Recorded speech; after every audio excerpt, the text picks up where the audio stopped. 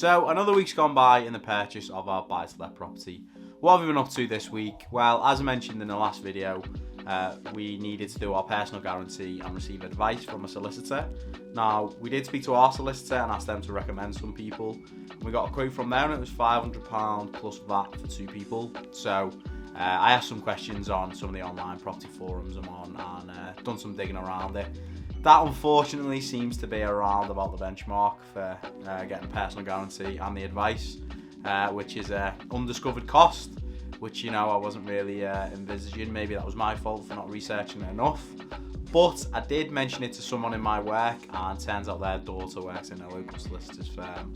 So we've booked in with them, and I think they're going to charge us £300 plus VAT. So there's a £200 saving at least. So at least we're getting a bit cheaper, and we're actually going to do that next Monday, which is good news. Outside of that, there's not a lot else we can do. We had to send over some more refinance information to our solicitor, and there's a bit of to and fro over email with sort of stuff like that, exactly the stuff they need. We did pay them the first part of our payments for the searches, and actually just before I sat down to film this video, the solicitor emailed us with those searches. So it seems to have actually,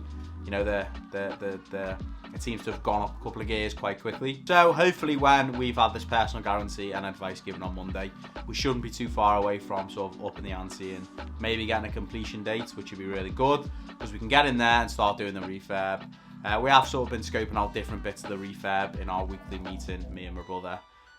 So yeah, outside of that, I did join the National Residential Landlords Association online. It's only, I think it's £85 a year, and I managed to find a discount code, so I got it for £65 a year. Quite a few people have recommended me joining this because they can offer you legal advice down the line if you ever need it, and there's loads of good resources on there that'll tell you what you need to do for tenancies and all sorts of different landlord specific resource. So to be honest, if you're a beginner, this might be a good place to start, because they do have courses you can pay for, and if you pay for them when you sign up, you get them a little bit cheaper. I think they're around about maybe maximum £80 if you get them when you sign up.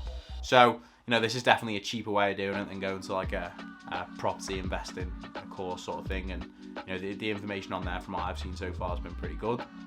So yeah, I mean, outside of that, there's not a lot to do. It's just, again, quite slow. But like I said, on Monday, hopefully when we do this, we can start upping the ante and getting a completion date, and I can take you guys back out on the road with a camera and start seeing some different stuff in the refurb and why we're making these decisions and everything involved in the refurb process.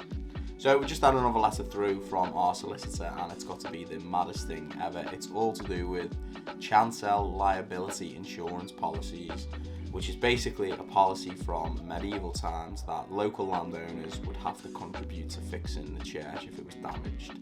Apparently it affects 3.5 million acres of land in England and Wales, so that's a lot of people. This is something I've never heard of. So he's just sent through a policy saying we have to take insurance out at the cost of £20 against this happening.